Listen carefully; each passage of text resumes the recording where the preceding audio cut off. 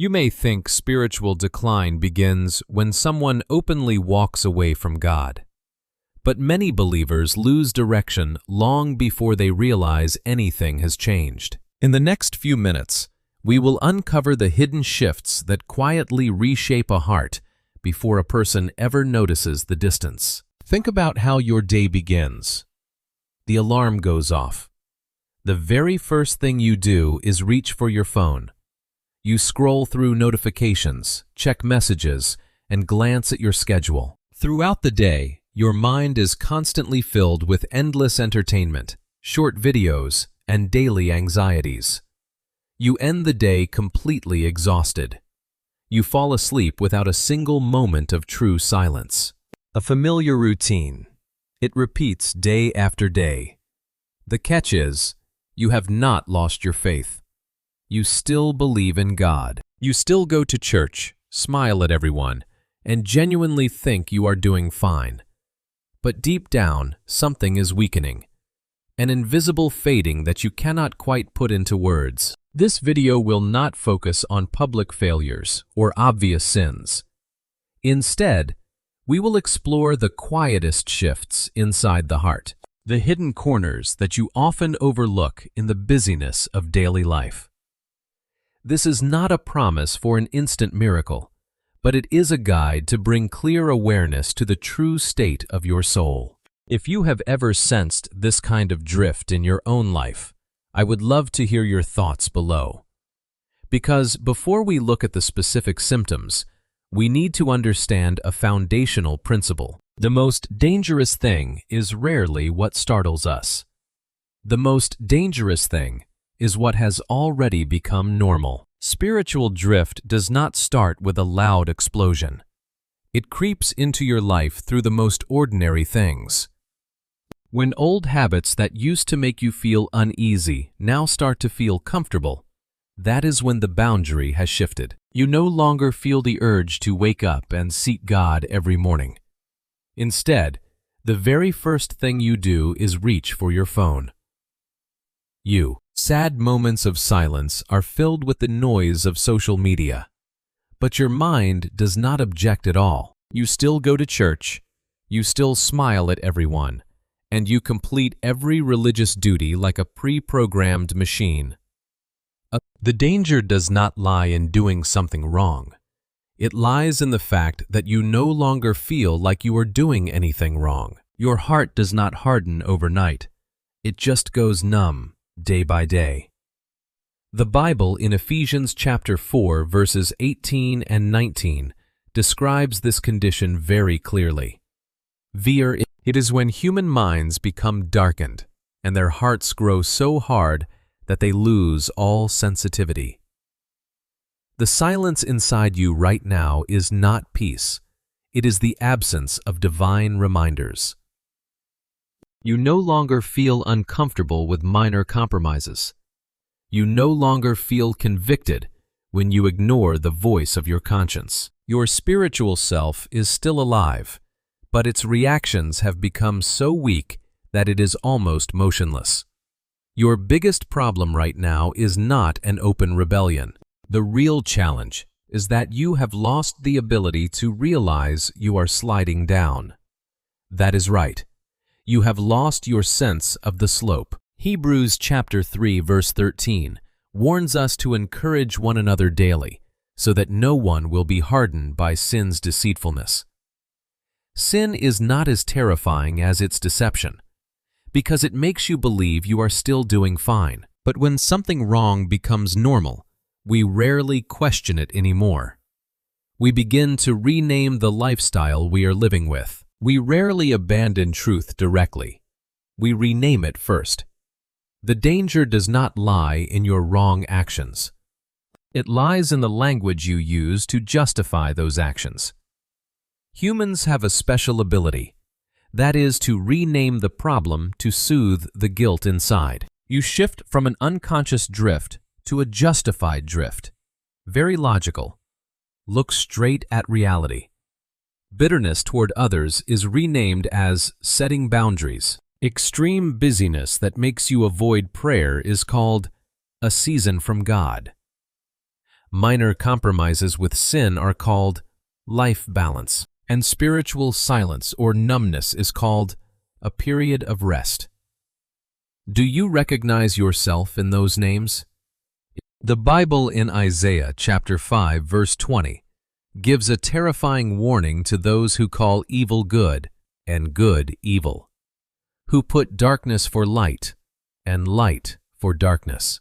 That is the peak of self-deception. You turn on the TV for entertainment instead of facing your inner emptiness. You call the numbness of your heart emotional maturity. You deceive yourself every single day.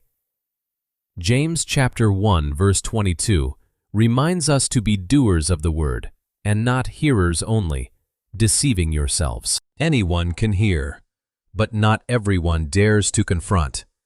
Are you truly at peace, or are you just finding excuses to justify yourself? When something wrong is justified long enough, humans stop resisting it. At this point, the most important question you need to ask yourself is no longer, "What did I do wrong?" That is the question of someone trying to find surface mistakes to fix, only to go right back to their old lifestyle. The question that can completely change everything right now must be, what have I stopped realizing is happening inside me? The danger does not lie in what you see. It lies in what you have completely lost the ability to see. When the fog of self-deception has blinded your mind, you no longer realize you are drifting away from God each day. You think you are standing still, but in reality, you are floating away. And if a person has completely lost their sense of deviation, if they accept this spiritual numbness as normal, what is the next, more terrifying thing that will happen to their spiritual life? We will find the answer right now. A numbed heart does not disappear. It adapts quietly. Many people mistakenly think they are facing different struggles in life, but in reality, these are not four separate problems. These are four symptoms of the exact same spiritual numbness. The first symptom is unforgiveness. Its manifestation is that you constantly replay past hurts. The wound does not heal. Instead, it becomes a dark room inside your soul. You lock yourself and the person who hurt you inside that room. The hidden consequence is that it chokes the flow of God's forgiveness. Matthew chapter 6, verses 14 and 15 clearly states that if you do not forgive others, your heavenly Father will not forgive your sins. The second symptom is prayerlessness. You still function normally, you still go to church, but you lose connection with God completely. You live without any genuine moments of real prayer. You rely entirely on your own strength, a dangerous habit. 1 Thessalonians chapter 5, verse 17 calls us to pray without ceasing. When you stop praying, you are declaring that you no longer need God. The third symptom is easy compromise. Small, compromised choices no longer cause any conviction in you. You accept watching toxic content, and you tolerate bad habits. You think it is harmless. But Galatians chapter 6, verse 7 warns, "Do not be deceived. God cannot be mocked. A man reaps what he sows." The final symptom is love of the world. Your priorities shift invisibly. You begin to chase after image, status, and validation from people, instead of faithfulness to God. 1 John chapter 2, verses 15 to 17 says that if anyone loves the world, love for the Father is not in them. How many symptoms do you see in yourself? Distraction rarely feels dangerous, but it slowly reshapes perception. This is the very core of the problem in our modern world today. In reality, it is not that people intentionally abandon God. What is happening is that they have completely lost the space to realize His presence. Look at our daily lives. Endless notifications popping up, non-stop entertainment content scrolling by, and a packed schedule without a single gap. You are always busy, but you have so little stillness. That frantic busyness has turned into a thick fog covering your spiritual awareness. You are no longer living in active watchfulness.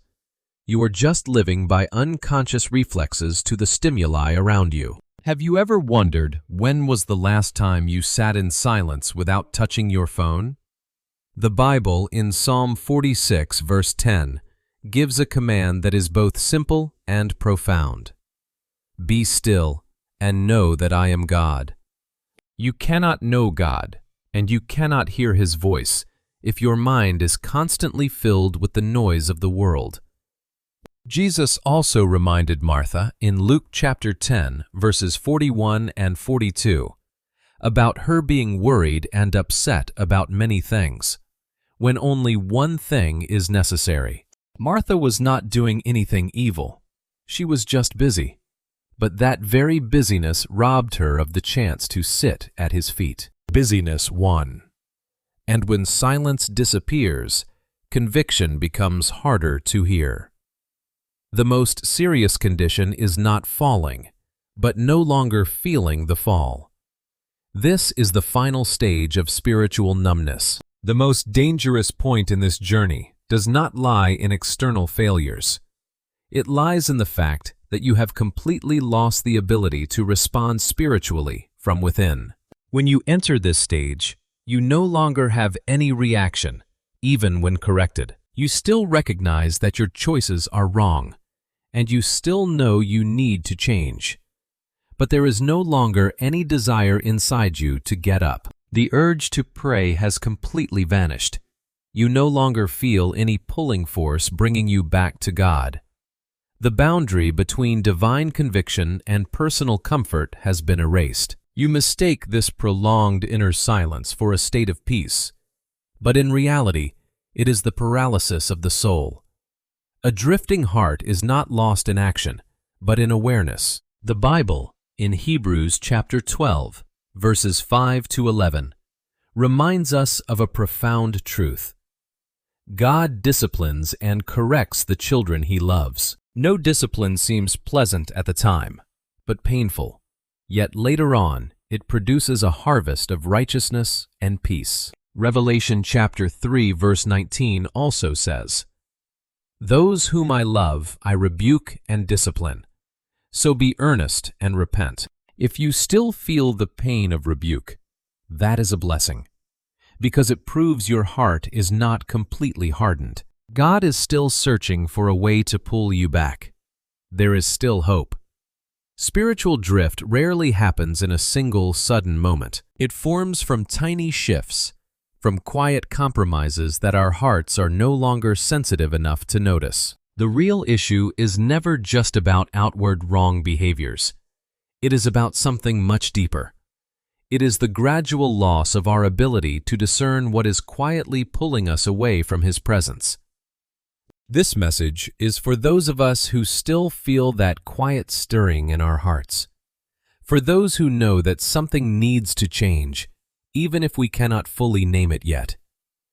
You are not a failure. You are simply someone who is waking up. We do not grow by rushing ahead. We grow by learning to notice where God is gently calling us back. What part of this message made you pause and reflect the most? Or where do you feel God is softly calling your attention in your life right now? If this message helped you find a moment to reflect deeper on your faith journey, you are always welcome to join us by subscribing. Stay with us if you want more messages that help you slow down and hear what God is speaking in everyday life. You are not forgotten in this process. God is still working quietly in your life even now. May you leave this space a little more aware, a little more awake, and a little more anchored in Him.